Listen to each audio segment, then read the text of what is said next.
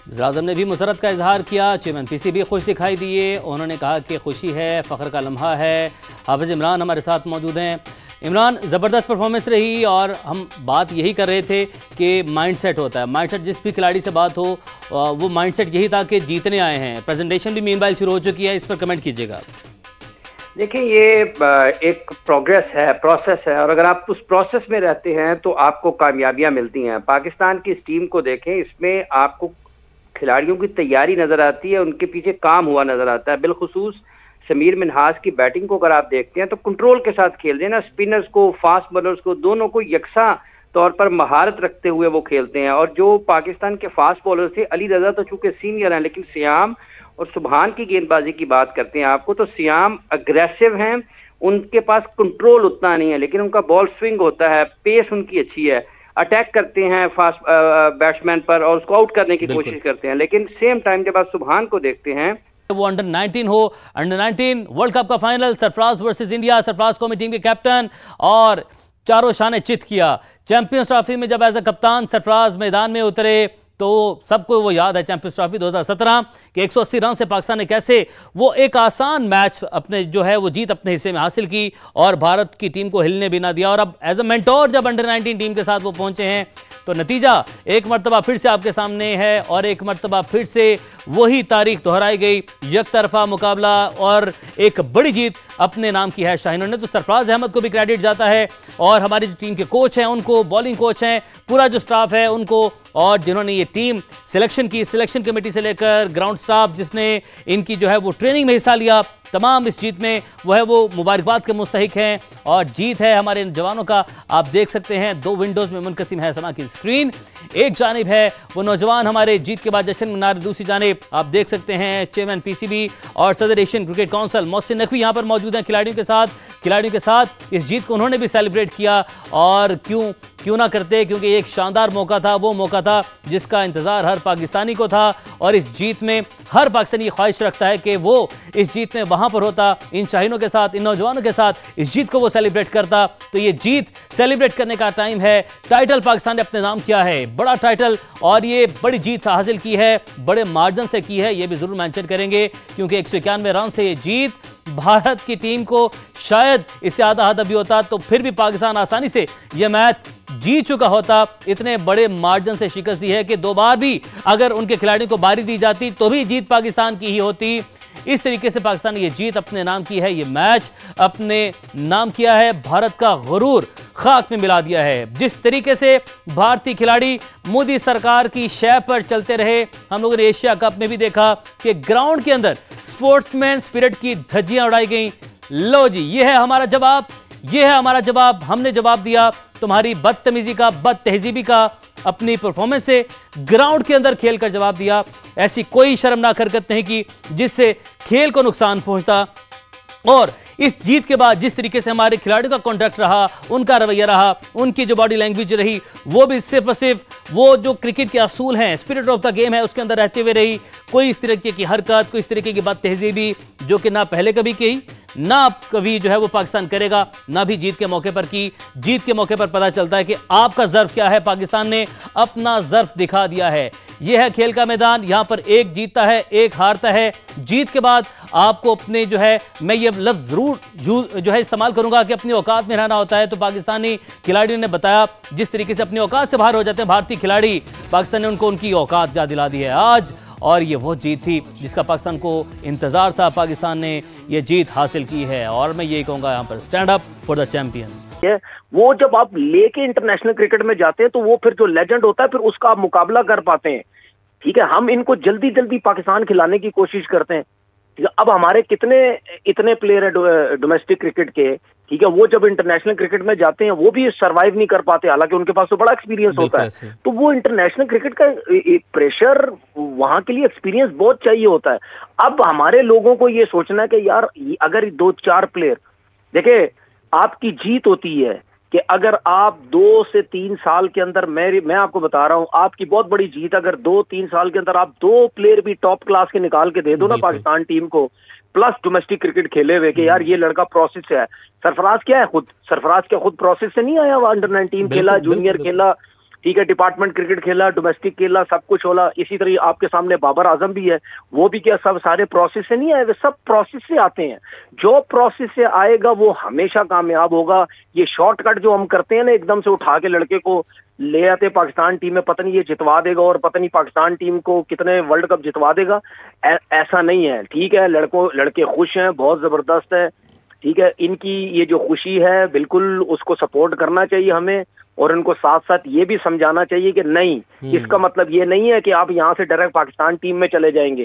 अब आप जाएंगे, अपना इवेंट खेलेंगे, T20 वर्ल्ड कप खेलेंगे, फिर उसके बाद जो अंडर-19 के टूर जो पाकिस्तान टीम को करवाने चाहिए वो करेंगे, फिर वहां से आप डोमेस्टिक क्रिकेट में जाएं। ये तो आपके सिलेक्टर्स का काम है, जिन्होंने इतने अरसा क्रिकेट खेली हुई है, वही सिलेक्ट करते हैं सब, और वही फिर जातियां करते हैं सबके साथ।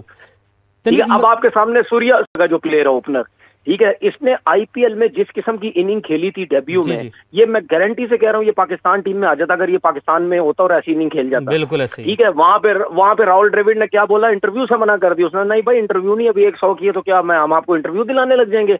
वो कैसी बैटिंग करता है, वो अभी तक नहीं आया, इंडियन टीम के अंदर रेगुलर नहीं खेला वो, वरना अगर हमारे मुल्क में होता हम तो कब से उसको पाकिस्तान खिला चुके होते। वो जाया नहीं करना चाह रहे उसको, वो ये चाह रहे हैं कि जितना एक्सपीरियंस है, छोटा है अभी, इसको खेलने दो डोमेस्टिक क्रिकेट, इसको खेलने दो अंडर-19, मारे खुद ही मार के सीखेगा क्या गलत किया क्या नहीं किया। वो उसको इस टाइम उन्होंने चेक कर लिया कि यार इस बच्चे में टैलेंट है, इसको नीचे खेलने दो, अपनी मर्जी से खेलने दो, जो कुछ भी कर रहा है इसी तरह सीखेगा। जब ये प्रॉपर सीख लेगा, मैं आपको लिख के दे रहा हूँ, ये आगे का फ्यूचर है इंडियन टीम का। ठीक है, ये तरीकेकार है, जिस तरीके से हमारे प्लेयर्स हैं, मिनास है, ये फ्यूचर है इंडिया के, पाकिस्तान के।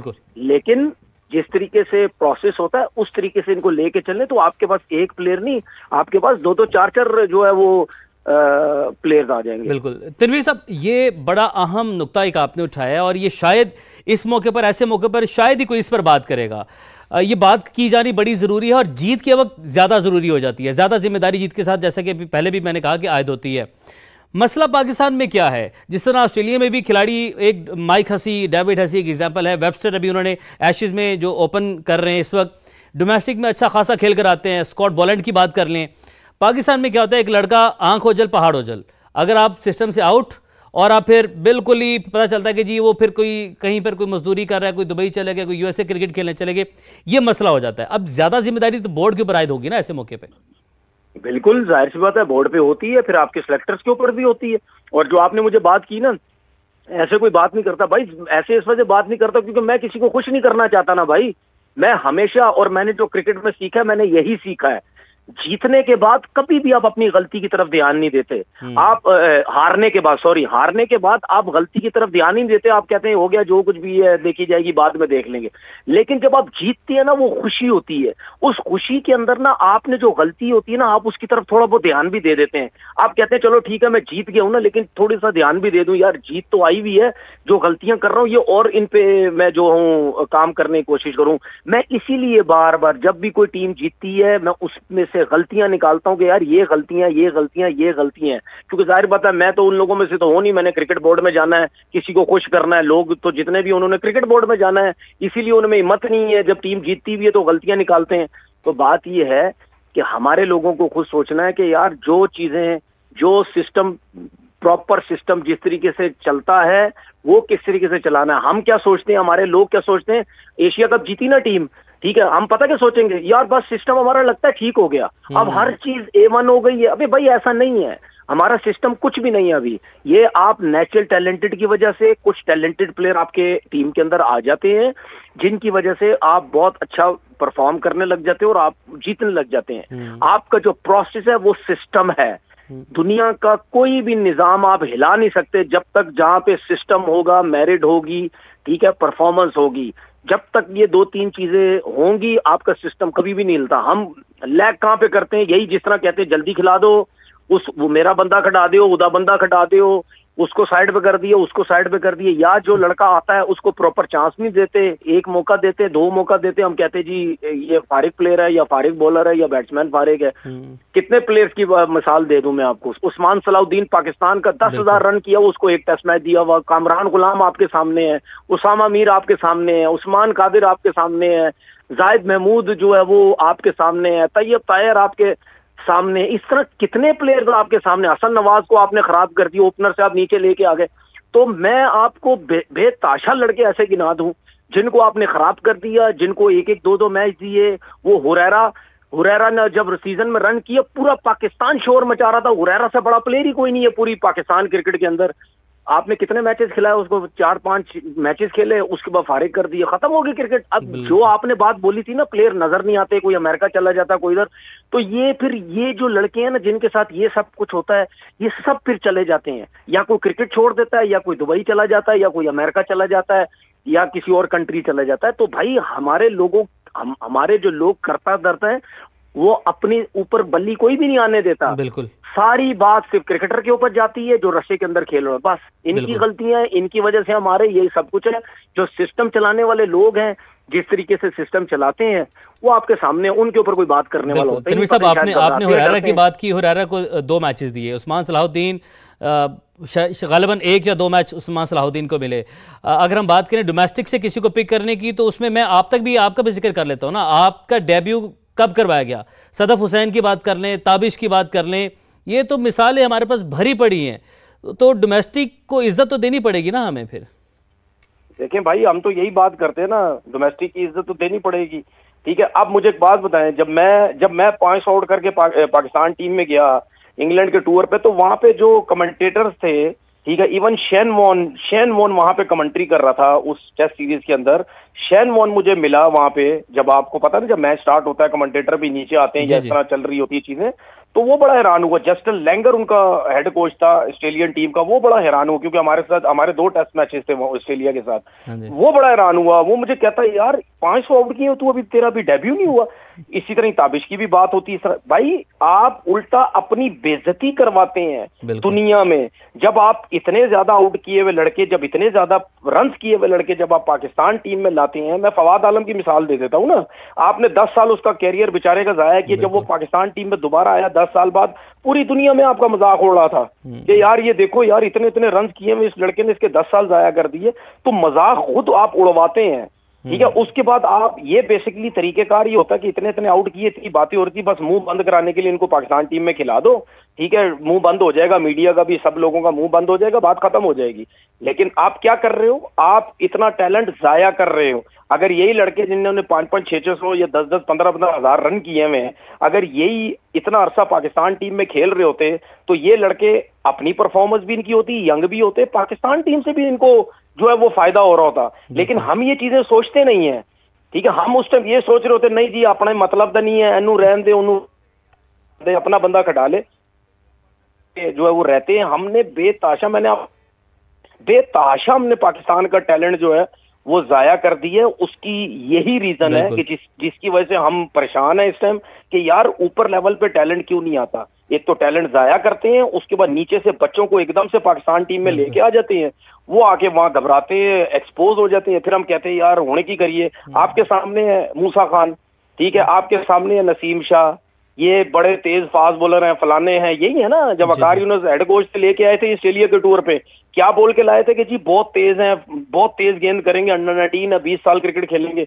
क्या हुआ उसके बाद? वो मूसा खान बेचारे का पता ही कोई नहीं, वो डोमेस्टिक में भी आउट भी करता है, उसका कोई कमबैक का पता नहीं होता। नसीम शाह आपके सामने है, तीनों फॉर्मेट में कोई पता नहीं है, खेलेगा भी नहीं खेलेगा, इंजरी हर टाइम उसको हुई रहती है। तो फिर आप कैसे किसी के बारे में पहले वो प्रेडिक्ट कर देते हैं कि नहीं जी ये बहुत बड़ा सुपरस्टार बन जाएगा? ऐसा आप डोमेस्टिक का प्रॉपर एक्सपीरियंस दिलाएं लड़कों को। देखें, वो बहुत 100 क्रिकेटर है ना, 100 क्रिकेटर। अब मैं एक इंडिया की मिसाल दे देता हूं। लोग कहते हैं ना सचिन तेंदुलकर 15-16 साल की उम्र, कितने और प्लेयर आप मुझे बता दें इंडिया के 15-16 साल में आए? कितने क्रिकेटर्स आए और आप मुझे बता दें भाई। ये 100 प्लेयरों में से एक आदि कोई ऐसा एक्स्ट्राऑर्डिनरी टैलेंट होगा जो आप बोलेंगे वाकई ये टैलेंट, इसको पाकिस्तान खिला देते हैं या किसी भी टीम से खिला देते हैं। वरना सारे डोमेस्टिक में रगड़ा खा के आते हैं। बिल्कुल, ठीक है, तब जाके आपकी टीम जो है वो बिल्ड होती है।